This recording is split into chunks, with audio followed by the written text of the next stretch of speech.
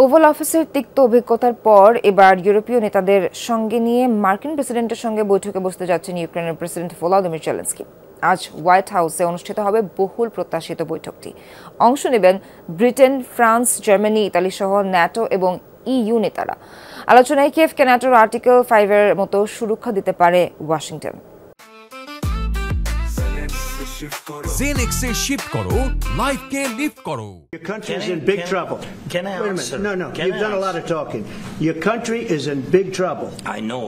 You're not winning. You're not winning this. শেষবার white house ভ্রমণের তিক্ত অভিজ্ঞতা নিশ্চয়ই ভোলেননি ইউক্রেনের প্রেসিডেন্ট ভলোদিমির জেলেনস্কি। চুক্তি তো হয়নি, মেলেনি যথাযথ সম্মানটুকুও।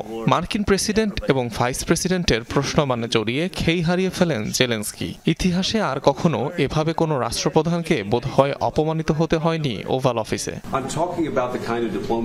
ওয়াশিংটনের সেই উত্তপ্ত বাক্য বিনিময়ের পর এবারই প্রথম ডোনাল্ড ট্রাম্পের সঙ্গে সাক্ষাৎ করতে যাচ্ছেন ইউক্রেনের প্রেসিডেন্ট। তবে এবার তিনি একা নন, সঙ্গে থাকবেন ইউরোপীয় নেতারা। নিউ ইয়র্ক টাইমসের দেয়া তথ্য বলছে, মার্কিন এবং ইউক্রেনীয় রাষ্ট্রপ্রধানের বৈঠকে উপস্থিত থাকবেন আরও এক ঝাঁক পশ্চিমা নেতা।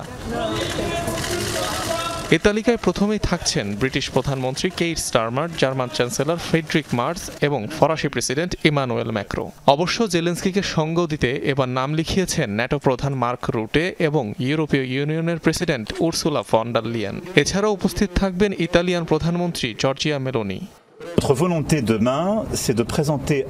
আমাদের উদ্দেশ্য সংঘাত নিরসনে এই মুহূর্তে ইউরোপ এবং ইউক্রেনের মাঝে একতা তৈরি করা। কে শান্তির পক্ষে, কে আন্তর্জাতিক আইনের পক্ষে তা পুনরায় নিশ্চিত করা।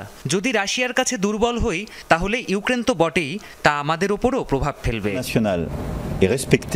জোটভুক্ত না হলেও ধারণা করা হচ্ছে এবারের বৈঠকে কিয়েভকে আর্টিকেল 5-এর মতো সুরক্ষা দিতে পারে ন্যাটো, যার অর্থ রাশিয়া বা অন্য কোনো বহিঃশত্রু ইউক্রেনে আক্রমণ করলে এর সমন্বিত এবং সশস্ত্র হামলার মধ্য দিয়ে জবাব দিতে পারবে ন্যাটো জোট। অনিক রহমান, যমুনা নিউজ।